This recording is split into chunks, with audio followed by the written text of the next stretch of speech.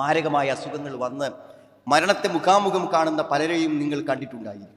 അവിടെ കാണുമ്പോൾ അവർ വല്ലാത്ത അസ്വസ്ഥരാണ്. ചില ആളുകൾ ഭ്രാന്തന്മാരെ പോലെ പെരുമാറും. അവിടെ കൈകാലുകൾ പലപ്പോഴും കിടക്കുന്ന കട്ടിലിനോട് ചേർത്ത് കെട്ടി. എന്താണ് ഇത്ര വലിയ വിഭ്രാന്തി? കാരണം അവർ മരണത്തെക്കുറിച്ച് ചിന്തിക്കുന്നത് അപ്പോഴാണ്. അതുകൊണ്ട് അവർക്ക് അടുത്ത നിമിഷം മരണത്തിൻ്റെതാണെന്നറിയുമ്പോഴുണ്ടാകുന്ന ആ ഒരു ഭ്രാന്തുണ്ടല്ലോ, ആ ഒരവസ്ഥ, അതൊരു വല്ലാത്ത അവസ്ഥയാണ്. കാരണം ജീവിതത്തിൽ എത്രയോ സമയം കിട്ടിയിട്ടും മരണമെന്ന യാഥാർത്ഥ്യത്തെക്കുറിച്ച് ചിന്തിക്കുകയല്ല, മറക്കാൻ ശ്രമിക്കുകയാണ് ചെയ്യുന്നത്.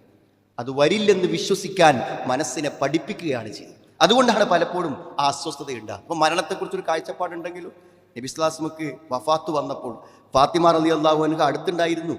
ഫാത്തിമ വാപ്പക്ക് വല്ലാത്ത വേദന ഉണ്ടല്ലേ എന്ന് പറഞ്ഞപ്പോൾ, മോളെ, വാപ്പക്ക് ഇന്നു കഴിഞ്ഞാൽ ഇനി വേദനയില്ല, ഇന്നത്തെ ദിവസം കഴിഞ്ഞാൽ ഇനി വാപ്പക്ക് വേദനയില്ല. അത് മരണത്തെക്കുറിച്ചുള്ള കാഴ്ചപ്പാടാണ് സുഹൃത്തുക്കളെ. വേദനയില്ലാത്തൊരു ലോകത്തേക്കാണ് യാത്ര എന്നാണ്. എന്നാൽ ഈ കടന്ന് പടഞ്ഞ് അസ്വസ്ഥത കാണിക്കുന്നവരിൽ അവർ ചിന്തിക്കുന്നത് എല്ലാം തീർന്നുവെന്നാണ്. എല്ലാം തീർന്നു, ഇനി ഇതിനേക്കാളും ശക്തമായ വേദനകളിലേക്കാണ് ഞാൻ പോകുന്നത് എന്നറിയുമ്പോൾ എന്ത് സമാധാനമാണ് ഉണ്ടാവുക. അതുകൊണ്ട് നല്ല ബുദ്ധിയുള്ള, ഓർമ്മയുള്ള, ചിന്തയുള്ള സമയത്ത് തന്നെ സുഹൃത്തുക്കളെ മരണത്തെക്കുറിച്ച് നമ്മൾ ആലോചിക്കണം. മരണത്തെക്കുറിച്ചുള്ള ചിന്ത നമുക്ക് നൽകുന്ന അനുകൂലാവസ്ഥ. വിശുദ്ധ ഖുർആനിലെ എല്ലാ അഹ്കാമുകളും മതവിധികളും ഇറങ്ങിക്കഴിഞ്ഞതിന് ശേഷം വന്ന അവസാനം ഇറങ്ങി എന്ന് പറയുന്ന ആയത്താണ് 281 അൽ-ബഖറ ആയത്ത്. അതെന്താ നമ്മളോട് പറയണത്? വത്തഖൂ യൗമൻ, ഒരു ദിവസത്തെ നിങ്ങൾ സൂക്ഷിക്കണം, പ്രതീക്ഷിക്കണം. അതായിരിക്കണം നിങ്ങളുടെ ജീവിതത്തിന്റെ ചർച്ച. ഏതാണ് ആ ദിവസം? തുർജഊന ഫീഹി ഇലല്ലാഹ്, അല്ലാഹുവിലേക്ക് തിരിച്ചു പോകുന്ന ദിവസം. കണ്ണുകൾ പൂട്ടി അല്ലെങ്കിൽ ലോകം അവസാനിച്ച് നമ്മൾ ഈ ലോകത്തു നിന്ന് പോകുന്ന ഒരു ദിവസത്തെക്കുറിച്ച്, അള്ളാഹുവിലേക്ക് തിരിച്ചു കൊണ്ടുപോകുന്ന ഒരു ദിനത്തെക്കുറിച്ച് നിങ്ങൾക്ക് എപ്പോഴും ഓർമ്മ വേണമെന്നാണ്. എന്തിനാണ് സുഹൃത്തുക്കളെ ആ തിരിച്ചുപോക്ക്?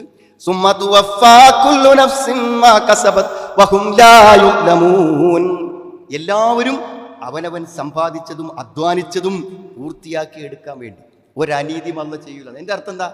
ഒരായുഷ്കാലം മുഴുവനും പ്രവർത്തിച്ചിട്ട് ആ പ്രതിഫലം വേണ്ടേ സുഹൃത്തുക്കളെ? എന്തൊരു ചാരിതാർത്ഥ്യത്തോടു കൂടെയാണ് രാവിലെ മുതൽ വൈകുന്നേരം വരെ വെയിലും മഴയും കൊണ്ട് ഒരു അധ്വാനം ചെയ്തൊരു ജോലിക്കാരൻ വൈകുന്നേരം 5 മണിക്ക് തൻ്റെ കൂലി വാങ്ങാൻ നനഞ്ഞൊട്ടി വിയർത്തൊലിച്ച് വരുന്നത്. എത്ര സന്തോഷത്തോടു കൂടെയാണ്! അയാളെ മുഖത്ത് അധ്വാനത്തിന്റെ ക്ഷീണമില്ലാത്തത് എന്തുകൊണ്ടറിയോ? ഒരു പകൽ മുഴുവൻ അധ്വാനിച്ചതിന്റെ പ്രതിഫലം കൈനീട്ടി വാങ്ങാനാണ് വരുന്നത്. അതാ മരണ നിമിഷം. ഒരായുഷ്കാലം നിസ്കരിച്ചതും നോമ്പ് നോറ്റതും സൂക്ഷിച്ചതും സദഖ കൊടുത്തതും എല്ലാം വാങ്ങാൻ പോകുന്ന, തിരിച്ചു പോകുന്ന സമയമാണ്. അവിടെ ഒരു സന്തോഷം പ്രകടമാകണ്ടേ സുഹൃത്തുക്കളെ? ഒരധ്വാനത്തിന്റെ പരിസമാപ്തിയിൽ ചാരിതാർത്ഥ്യം ഉണ്ടാവണ്ടേ? അതിനാണ് പടച്ചോനത്തേക്ക് പോകുന്നൊരു ദിവസം. ഇതിലെ ഒരു ഭീഷണിയുണ്ട്, തിരിച്ചു പോകും, അങ്ങനെ ഒരു ദിനമുണ്ട്. അതൊരു ഭീഷണിയാണ്. എന്നാൽ തിരിച്ചുപോയി പ്രതിഫലം വാങ്ങാൻ ഉള്ളൊരു മടക്കമാണതെന്ന സന്തോഷ വാർത്തയും ഒരേ സമയം ഈ ആയത്തിലൂടെ അള്ളാഹു നമുക്ക് പറഞ്ഞു തരുന്നുണ്ട്. അതുകൊണ്ട് സുഹൃത്തുക്കളെ, അത് ചിന്തിക്കേണ്ടത് തന്നെയാണ്. എന്താ മരണത്തെക്കുറിച്ച് ചിന്തിക്കാൻ? ഒന്നേ, അത് നമുക്കാർക്കും അതിജീവിക്കാൻ പറ്റില്ല. എന്ന് പറഞ്ഞാൽ മരിച്ചേ പറ്റൂ, മരിച്ചേ പറ്റൂ. ഏതോ ഒരു മരണത്തിൻ്റെ രൂപം എനിക്കും നിങ്ങൾക്കുമുണ്ട്. അത് നിരത്തിലാവാം, അല്ലെങ്കിൽ ഒരു കട്ടിലിലാവാം, ആരെങ്കിലും മടിയിൽ കിടന്നാവാം, അല്ലെങ്കിൽ വാഹനത്താകാം, ആകാശത്താകാം, കടലിലാകാം, വെള്ളത്തിലാകാം, നമുക്കറിയില്ല. ലോകത്ത് അനേക കോടി മനുഷ്യർ മരിച്ചപ്പോൾ അവർക്കൊക്കെ ഒരു മരണരംഗമുണ്ടായതുപോലെ പകർത്താൻ പറ്റുന്ന ഒരു മരണരംഗം എനിക്കും നിങ്ങൾക്കും എല്ലാവർക്കുമുണ്ട്. അത് ഇന്നക മയ്യത്തുൻ വ ഇന്നകും മയ്യത്തുൻ, നീ മരിക്കും, അവരെല്ലാവരും മരിക്കും. മരണത്തിൽ ഇനി സുഹൃത്തുക്കളെ, മരിക്കാതിരിക്കുന്നതാണോ നല്ലത്? ഞാൻ ചിന്തിച്ചു. നമുക്ക് വയസ്സാവുമ്പോൾ കണ്ണ് കാണാതാവും, കാത് കേൾക്കാതാവും, ഹാർട്ട് വർക്ക് ചെയ്യാതാവും. അങ്ങനെ ഒരു ഗതിയില്ലാതെ ഇവിടെ ഇങ്ങനെ കിടക്കണോ? മരിക്കന്നല്ലേ നല്ലത് സുഹൃത്തുക്കളെ? ആന്തരാവയവങ്ങളും ശരീരാവയവങ്ങളൊക്കെ നശിച്ചിട്ട് ഇവിടെ ഇങ്ങനെ ഞെരങ്ങി മറ്റുള്ളവർക്ക് ഭാരമായി കിടക്കണോ? മരിക്കന്നല്ലേ നമുക്ക് നല്ലത്? മരണം ഈ ജീവിതത്തിൻ്റെ ഒരു വിശ്രമമാണ്. അത് ആവശ്യം.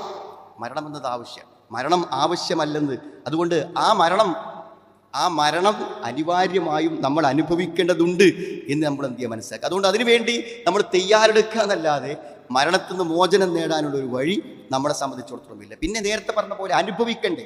നമ്മൾ ജീവിച്ചപ്പോൾ ചെയ്ത പ്രതിഫലങ്ങളും പുണ്യങ്ങളും നമുക്ക് അനുഭവിക്കണ്ടേ? മറ്റുള്ളവർക്ക് ഭാരമാവാതെ ജീവിക്കണ്ടേ? അവിടെ പോകണം.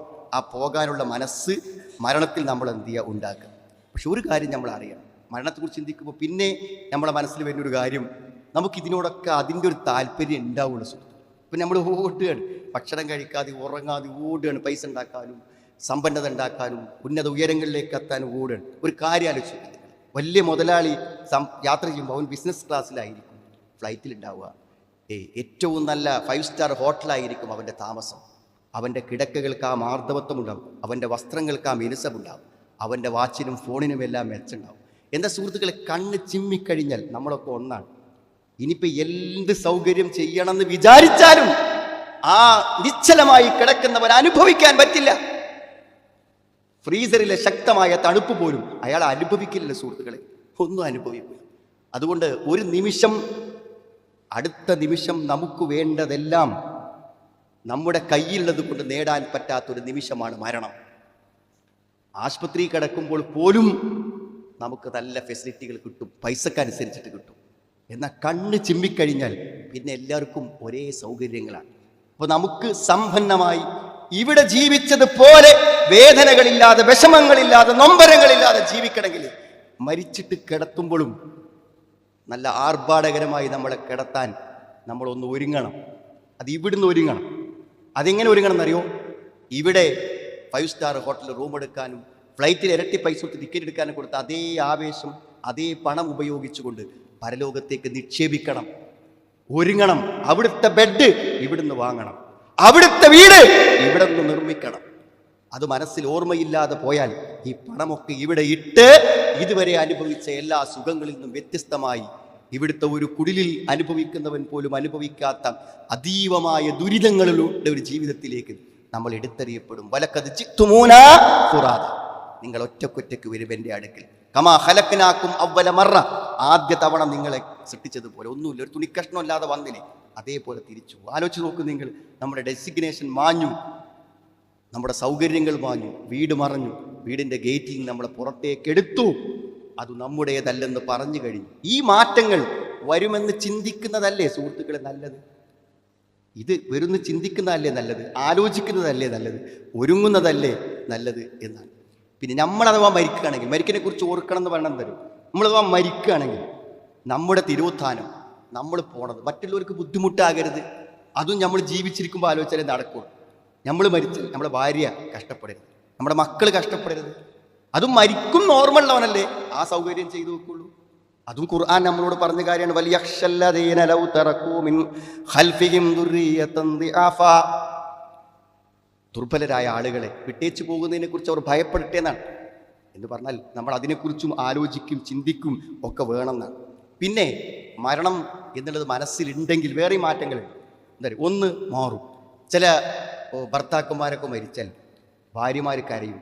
ആ നിമിഷത്തിലല്ല, അവിടെ ജീവിതകാലം മുഴുവൻ അവർ കരയും, അയാളെ ഓർക്കും. ഇപ്പം എന്തിനപ്പം നിങ്ങൾ ഇത്ര ഇടങ്ങാറായി കരയണത്? അതെ, ജീവിച്ചിരിക്കുന്ന കാലത്ത് അയാൾക്കൊരു സമാധാനം കൊടുക്കാൻ എനിക്ക് പറ്റിയില്ല എന്നാണ്. അപ്പം അയാൾ മരിച്ചു പോയിട്ട് ആലോചിക്കണം, അയാൾ മരിക്കും, ഞാനും മരിക്കും എന്ന് ചിന്തിച്ച് പെരുമാറണം. ഇയാളെ ഞാനിപ്പം ഇങ്ങനെ ദ്രോഹിക്കുമ്പോൾ ഇയാൾ എന്നും എൻ്റെ കൂടെ ഉണ്ടാവില്ല. ഇവളെ ഞാൻ ഇങ്ങനെ നോവിക്കുമ്പോൾ ഇവൾ എന്നും എൻ്റെ കൂടെ ഉണ്ടാവില്ല. അവൾ മരിച്ച് അടുക്കള ശൂന്യമാകുമ്പോൾ, എൻ്റെ ചെറിയ കുട്ടിയുടെ കണ്ണിൽ ഉമ്മയെ കാണാതെ വെള്ളം നിറയുമ്പോൾ ആ സാന്നിധ്യം നമുക്ക് മനസ്സിലാവും. അപ്പം മനസ്സിലായിട്ട് കാര്യമുണ്ട് സുഹൃത്തുക്കളെ? ചോദിക്കുന്നതെല്ലാം തന്നു കൂടെ നിന്ന ഭർത്താവിൻ്റെയും ബാപ്പൻ്റെയും വില മരിച്ചിട്ട് മരിക്കും എന്ന ബോധത്തോടു കൂടെ കണ്ടു നോക്കൂ നമ്മുടെ മാതാപിതാക്കളെ. മരിക്കും എന്ന യാഥാർത്ഥ്യത്തോടു കൂടെ കണ്ടു നോക്കൂ ഭാര്യയെ. മരിക്കുമെന്ന യാഥാർത്ഥ്യത്തോടെ കണ്ടു നോക്കൂ ഭർത്താവിനെ. നമ്മുടെ സ്വഭാവം മാറും, പെരുമാറ്റം മാറും, ജീവിത സമീപനങ്ങൾ മാറും, കാഴ്ചപ്പാടുകൾ മാറും, വീക്ഷണങ്ങൾ മാറും. മരണമെന്നൊരു യാഥാർത്ഥ്യത്തെക്കുറിച്ച് ഖുർആൻ ആവർത്തിച്ച് പറയുന്നത്. നിങ്ങൾ ഓടിയിട്ടൊന്നും രക്ഷപ്പെടൂല, നിങ്ങൾ നേരിട്ടേ പറ്റൂ. ഖുൽ ഇന്നൽ മൗതല്ലദീ തഫിറൂന മിൻഹു ഫഇന്നഹു മുലാഖീകും സുമ്മ തുറദ്ദൂന ഇലാ ആലിമിൽ ഗൈബി വശ്ശഹാദ ഫയുനബ്ബിഉകും ബിമാ കുൻതും തഅമലൂൻ. നിങ്ങൾ പേടിച്ചോടുന്ന മരണം, അതിനെ നിങ്ങൾ കണ്ടുമുട്ടുക തന്നെ ചെയ്യുന്നതാണ്. അത് കണ്ടുമുട്ടും എന്ന യാഥാർത്ഥ്യബോധത്തോടെ ജീവിക്കുമ്പോൾ ജീവിതത്തിൻ്റെ ഓരോ നിമിഷങ്ങളും മാറ്റം വരും. ആലോചിച്ച് നോക്കുക, നിങ്ങൾ എന്തപ്പം മരിക്കാൻ സമയത്ത് ചോദിക്കുന്നത്? അവസരത്തെയാണ് ചോദിക്കുന്നത്. ആരാണ് ഈ ചോദിക്കുന്നത്? 70 കൊല്ലോ 80 കൊല്ലമൊക്കെ ജീവിച്ച ആള് അവസരം. എത്ര അധികം 4 ദിവസം 5 ദിവസം ഒന്നും അയാൾ ചോദിക്കണില്ല. അയാൾക്കൊരു വാക്ക് പറയാൻ, ഒരു നിമിഷം വാക്ക് പറയാൻ, ആ റോട്ടും പക്കത്ത് കിടക്കുന്ന ഒരു 10 സെന്റ് ആ പള്ളിക്ക് കൊടുത്തോളൂ എന്ന് പറയാൻ, ഒരു സെന്റൻസ് പറയാൻ, അതേ അയാൾക്ക് ആവശ്യം. സുഹൃത്തുക്കളെ, ആ യാഥാർത്ഥ്യബോധം മരിക്കുമ്പോൾ ഉള്ള ആ യാഥാർത്ഥ്യം പോയ നമുക്ക് ജീവിതത്തിൽ ഉടനീളുണ്ടെങ്കിൽ അയാൾ ഒരു നിമിഷം പാഴാക്കും. ആ യാഥാർത്ഥ്യ ബോധം മിൻ ഖബ്ലി അൻ യഅതിയ അഹദകുമുൽ മൗത്ത് ഫയഖൂല റബ്ബി ലൗലാ അഖർതനി ഇലാ അജലിൻ ഖരീബ്. ഒരു അല്പ സമയം, ഒരു നിശ്ചിത സമയം എനിക്ക് താ. സ്വതക്ക കൊടുക്കാൻ അതെടുത്ത് കൊടുക്കണമല്ലോ, അതിന് ടൈം വേണ്ടേ സുഹൃത്തുക്കൾ? സമയം, ആ സമയമാണ് ആ ചോദിക്കുന്നത്. ആലോചിച്ചൊക്കെ നിങ്ങൾ 70-80 കൊല്ലം കിട്ടിയ സമയത്തിനെ കുറിച്ചിട്ട് വില എപ്പോഴാണ് മനസ്സിലാകുന്നത്? നിങ്ങൾ തൊണ്ടക്കുടിയിൽ റൂഹെത്തുമ്പോൾ അത് കുറച്ച് നേരത്തെ മനസ്സിലാക്കിയാൽ ജീവിതത്തിന് എന്ത് മാറ്റം ഉണ്ടാവും? അതുകൊണ്ട് മരണം പേടിക്കാനുള്ളതല്ല, മരണം മറക്കാനുള്ളതല്ല, മരണം സംഭവിക്കില്ലെന്ന് വിചാരിച്ച് സമാധാനിക്കാനുള്ളതല്ല. അടുത്ത രാവിലെ ഞാൻ ഉണ്ടാവില്ലെന്ന് വിചാരിക്കുക. അതുകൊണ്ടല്ലേ രാത്രിക്കത്തെ പ്രാർത്ഥനയിൽ അങ്ങനെ ചെല്ലണത്? രാവിലെ എഴുന്നേൽക്കും വിചാരിച്ചിട്ടല്ല പ്രാർത്ഥന, ആ പ്രാർത്ഥനയുള്ളത് മരിക്കുന്നതാണ്. അപ്പൊ ഇൻ അംസക്തഹ, പടച്ചോനെ ഈ റൂഹിനെ അവിടെ വെക്കുകയാണെങ്കിൽ അതിനോട് നീ കരുണ കാണിക്കുക എന്ന് പറയണം. എന്തുകൊണ്ടാ? പിറ്റേന്നത്തെ രാവിലെ ഉണ്ടെന്ന് വിശ്വസിക്കുന്നില്ല. ഒരു വിശ്വാസി അങ്ങനെയാണ്. നേരം വെളുത്ത് വീട്ടിൽ നിന്ന് ഇറങ്ങി സലാം പറഞ്ഞു പോന്നവൻ വൈകുന്നേരം വീട്ടിലേക്ക് എത്തുമെന്ന് വിചാരിക്കുന്നില്ല. അതുകൊണ്ട് നമ്മുടെ അടുക്കലും വരും മലക്കുൽ മൗത്തില്ലദീ വക്കില ബിക്കും. അള്ള സമയമൊക്കെ എഴുതി കൊടുത്ത്, സ്ഥലമൊക്കെ എഴുതി കൊടുത്ത് അള്ള ഏൽപ്പിച്ചൊരു മലക്കുണ്ട്. ആ മലക്ക് ആ സമയമാകുമ്പോൾ വളരെ കൃത്യനിഷ്ഠയോടുകൂടെ ഒരു വീഴ്ചയും വരുത്താതെ വളരെ കൃത്യനിഷ്ഠയോടുകൂടെ അവരാ കർമ്മം നിർവഹിച്ചിരിക്കും. തുമ്മ ഇലാ റബ്ബിക്കും തുർജഊൻ, നിങ്ങൾ റബ്ബിങ്കിലേക്ക് കൊണ്ടുപോകും. കൊണ്ടുപോയാൽ എന്താ സുഹൃത്തുക്കളെ? ജീവിതത്തിൽ പറഞ്ഞ് പഠിപ്പിക്കാൻ ശ്രമിച്ചിട്ട് ബോധ്യപ്പെടാത്ത പലതും അവനിങ്ങനെ കാണാൻ തുടങ്ങും. മലക്കിനെ കാണൂലേ? എല്ലാവരെയും കാണാൻ തുടങ്ങും. വലൗ തറാ ഇതിൽ മുജ്രിമൂന നാകിസു റൂസിഹിം ഇൻദ റബ്ബിഹിം റബ്ബനാ അബ്സർനാ വസമിഅനാ ഫർജിഅനാ നഅമൽ സ്വാലിഹൻ ഇന്നാ മൂഖിൻ. മരിക്കുന്നത് വരെ മരണത്തിനപ്പുറത്തെക്കുറിച്ച് പറഞ്ഞ് ക്ലാസ് എടുത്ത് മനസ്സിലാകാത്തവന് മരിക്കാൻ തുടങ്ങും, മനസ്സിലാവും. ബോധ്യപ്പെട്ടിരിക്കുന്നു, കണ്ടിരിക്കുന്നു, മനസ്സിലാക്കിയിരിക്കുന്നു, കേട്ടിരിക്കുന്നു എന്ന് പറഞ്ഞ് അംഗീകരിക്കും. നല്ലതൊക്കെ ചെയ്തു കൊള്ളാം, ഒരവസരം തരണേ എന്ന് പറഞ്ഞുകൊണ്ടിരിക്കും. അതുകൊണ്ട് സുഹൃത്തുക്കളെ, അതൊരു യാഥാർത്ഥ്യം. ആ യാഥാർത്ഥ്യത്തെ നമ്മൾ എത്ര നന്നായി ഉൾക്കൊള്ളാൻ വേണ്ടി ശ്രമിക്കുന്നുവോ അതിനനുസരിച്ച് നമുക്ക് ഒരുങ്ങാൻ പറ്റും, അതിനുവേണ്ടി തയ്യാറാകാൻ പറ്റും. അത് നമ്മുടെ ഏവരുടെയും ജീവിതത്തെ മാറ്റിമറിക്കും. ആലോചിച്ചൊക്കെ നിങ്ങൾ, എല്ലാം പരസ്യമാണ്. ആളുകളെ കാണിക്കാനും ജാടകൾ കാണിക്കാനുമാണ് ആളുകൾ. ആർക്കെങ്കിലും ഒരു വീട് വെച്ചു കൊടുത്താൽ, ആർക്കെങ്കിലും ഒരു പശുവിനെ വാങ്ങിക്കൊടുത്താൽ അതൊക്കെ ഇങ്ങനെ ലോകത്ത് ലക്ഷക്കണക്കിന് ആളുകളും കോടിക്കണക്കിന് ആളുകളും ഷെയർ ചെയ്യുന്ന, അല്ലെങ്കിൽ ഫോളോവേഴ്സുള്ള ഓരോ ഫേസ് പേജുകളിലാണ് ആളുകൾ ഷെയർ ചെയ്യുന്നത്. നമ്മൾ ഒറ്റക്കടങ്ങി മരിച്ചു കിടക്കുമ്പോൾ കൊണ്ടുപോകാൻ ആത്മാർത്ഥമായൊരു സ്വതക്കയുണ്ടോന്ന് മരിച്ചൊരു ജീവിതം എന്ന് വിചാരിക്കണോ? അവനെ ചിന്തിക്കുള്ളൂ, അവൻ ചിന്തിക്കും. ഒരു പബ്ലിസിറ്റിയും വേണ്ട, മരിച്ചിട്ട് അടങ്ങി കിടക്കുമ്പോൾ കൊണ്ടുപോകാൻ.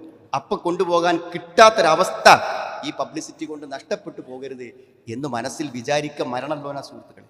ആത്മാർത്ഥമായി 2 റക്അത്ത് സുന്നത്ത് സ്കരിക്കുക, ഞാൻ ഒറ്റയ്ക്കാകുമല്ലോ എന്ന് ചിന്തിക്കുന്നവരാണ്. അതുകൊണ്ട് സുഹൃത്തുക്കളെ, തിരക്കുകൾക്കിടയിൽ, വാശികൾക്കിടയിൽ, പകപോക്കലുകൾക്കിടയിൽ, സ്വപ്നങ്ങൾക്ക് വേണ്ടിയുള്ള ഓട്ടത്തിനിടയിൽ നാം മറന്നടിച്ചു വീഴുന്ന ഒരു നിമിഷത്തെക്കുറിച്ച് വിസ്മരിച്ചുവോ എന്ന് ആത്മാർത്ഥമായി മനസ്സാക്ഷിയോട് ചോദിക്കാം. ഇനി കിട്ടുന്ന നിമിഷങ്ങൾ, ആ ചിന്തകൾ മനസ്സിൽ ശരിക്കും യാഥാർത്ഥ്യബോധത്തോടെ ഉൾക്കൊള്ള് ഒരു മാറ്റത്തിന് ശ്രമിക്കുക. അങ്ങനെ ശ്രമിക്കുമ്പോൾ അടുത്ത വക്തിന് പള്ളിയിൽ പോകുമ്പോൾ അതിൻ്റെ മാറ്റം ആ നിസ്കാരത്തിലുണ്ടാവും. വീട്ടിൽ ചെന്ന് പെരുമാറുമ്പോൾ അത് ഭാര്യയോടുള്ള സമീപനത്തിലുണ്ടാവും, ഭർത്താവിനോട് പറയുമ്പോഴുണ്ടാകും, നമ്മുടെ സദക്കകളിലുണ്ടാകും, നമ്മുടെ പ്രവർത്തനത്തിൻ്റെ ആത്മാർത്ഥതയിലുണ്ടാകും. അതുകൊണ്ട് ഇന്നലെയും മിനിഞ്ഞാന്നും ഒക്കെ നമ്മൾ കേട്ട ആ അപകട വാർത്തകളുണ്ടല്ലോ, ആ അപകട വാർത്തകൾ മനസ്സിൽ നിറഞ്ഞു നിൽക്കട്ടെ. കാരണം അവർക്ക് സ്വപ്നങ്ങളുണ്ടായിരുന്നു, അവർക്ക് മക്കളെക്കുറിച്ച് പ്രതീക്ഷകളുണ്ടായിരുന്നു. അവർ വീട്ടിൽ ബാക്കി വെച്ചവരിലേക്ക് തിരിച്ചോടുകയാണ്. പക്ഷെ അവർ വീട്ടിലേക്ക് എത്തുന്നില്ല, അവർ കബറുകളിലേക്ക് പോകുന്നു. ഒരു വീട്ടിൽ നിന്ന് 4 ആളുകൾ, 5 ആളുകൾ, 6 ആളുകൾ. അവരോട് ചോദിക്കൂ, തലേന്നാൾ നാളെ മരിക്കുമെന്ന് അവർ വിചാരിച്ചു. ഇല്ല, ഞാനും നിങ്ങളും അതുപോലെ എടുക്കപ്പെടുന്നൊരു നിമിഷമുണ്ട്. ആ നിമിഷത്തെക്കുറിച്ച് എത്ര ഞാനും നിങ്ങളും ബോധവാന്മാരാണോ അത്ര നന്നായി നമുക്ക് തിരിച്ചു പോകാനാകും, അത്ര ആത്മവിശ്വാസത്തോടെ മരിക്കാനാകും, അത്ര ചാരിതാർത്ഥത്തോടുകൂടി ജീവിതത്തെ സമാപിപ്പിക്കാനാകും. അങ്ങനെയുള്ള നല്ലൊരു മരണം അല്ലാഹു നമുക്ക് എല്ലാവർക്കും പ്രദാനം ചെയ്യുമാറാകും.